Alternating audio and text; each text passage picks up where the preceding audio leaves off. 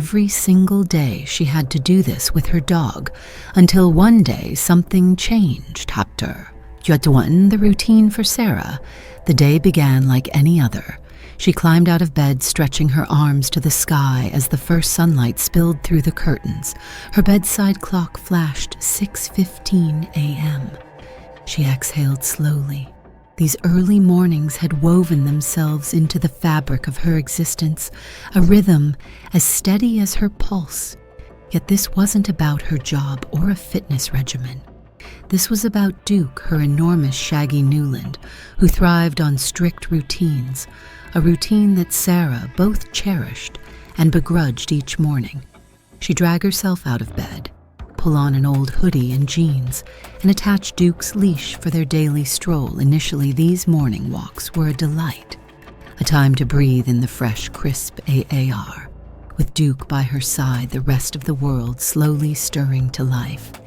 But as time passed, what was once a joyful outing had turned into a chore, akin to brushing her teeth or settling bills. Duke was a wonderful pet, faithful and tender, yet he required a lot of upkeep. His dense coat needed regular grooming, and his large size presented its own set of challenges. Occasionally, he'd become moody, halting mid-walk to stare blankly into the distance, as if he saw something beyond Sarah's sight. "I swear, you're just like a grumpy old man," she'd grumble, yanking on his leash. Duke would then look back at her with his soulful, breath-brown eyes, seemingly asking, "You'll wait for me, won't you?" And she always did their route, never changed a Troll Park, close to home typically empty, except for an occasional jogger or fellow dog walker who would exchange a courteous nod. Sarah appreciated the solitude, yet at times it felt like a cage confining her to an endless loop of sameness. But that was about to change. Chapter 2. A shift in the atmosphere. It began with a subtle difference. Duke appeared more agitated than usual one morning, his heavy paws reluctantly scraping against the sidewalk as they embarked. His head jerked at the smallest noise, his ears perked, nostrils flaring as though he was trying to detect something unseen.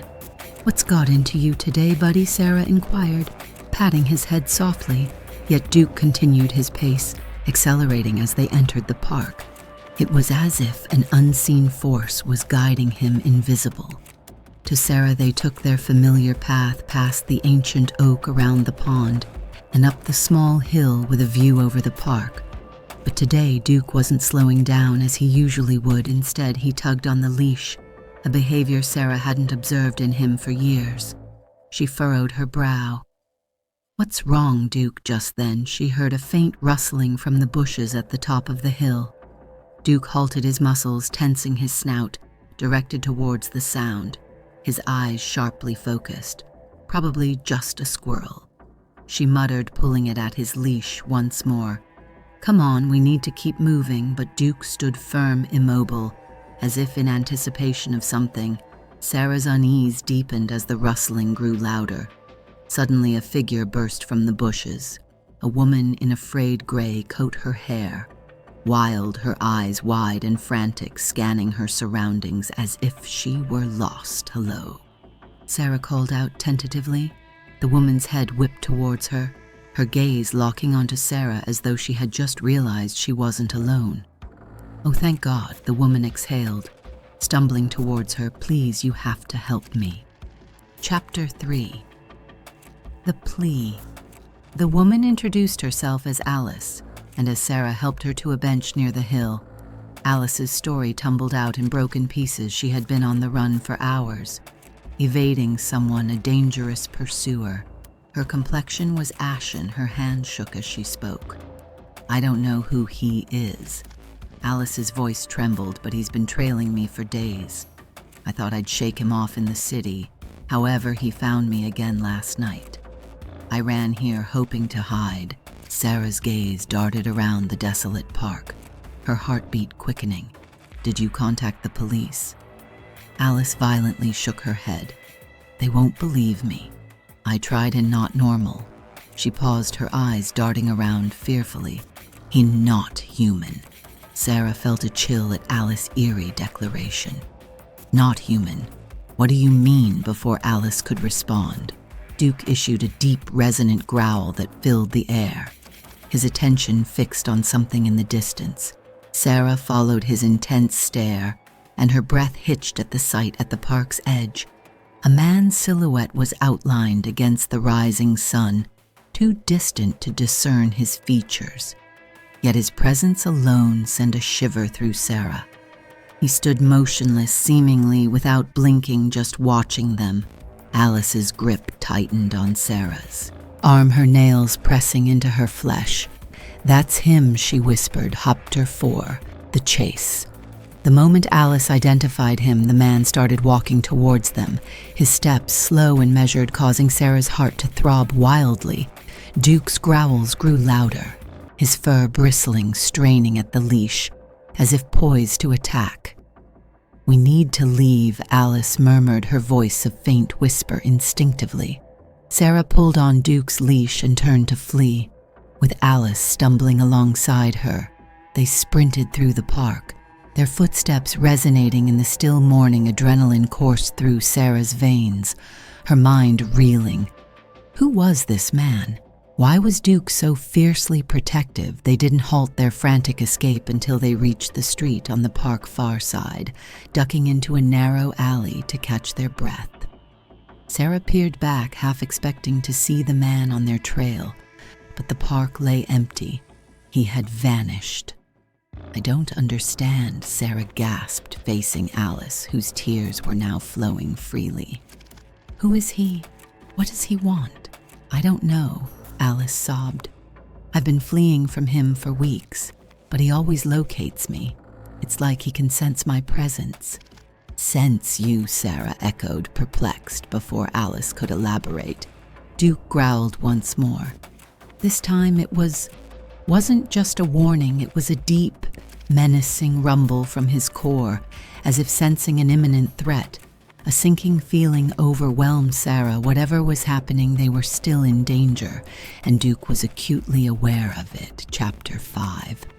The revelation. Over the following days, Alice stayed with Sarah. There was no question of leaving her alone, not with that entity.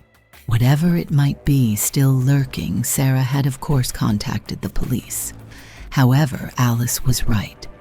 They didn't take her seriously, especially when she mentioned the man not being human.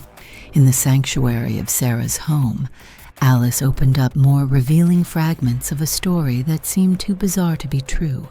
She recounted dreams that started long before the man began his pursuit, visions of a dark, boundless forest, where she roamed alone. In these dreams, the man would emerge, silently observing her from the shadows. "Hek been in my thoughts for months," Alice confided one evening in Sarah's kitchen, and then one day I woke up, and he was real, standing outside my apartment. I've been running ever since Sarah was torn. Was Alice delusional, paranoid, or was there a more sinister, inexplicable force at work? Duke seemed to believe Alice. Whenever she spoke of the man, Duke would fixate on the door, growling as if anticipating the menace to burst through, and then one night, it did. Chapter 6. The confrontation. At around 3 a.m., Sarah was startled awake by Duke's barking, a bark that escalated into a howl filled with fury and terror, chilling her to the bone. She sprang from her bed and dashed into the living room where Alice had been sleeping on the couch. The front door stood ajar. The chilly night breeze whirling through, Duke positioned himself in the doorway, his body, rigid teeth exposed in the darkness. Beyond the door, there he was, of the man. He hovered at the edge of the yard, his features still cloaked in shadow. But something about him had changed. His movements suggested he wasn't entirely solid. He appeared to flicker in and out of existence, his shape shifting like mist.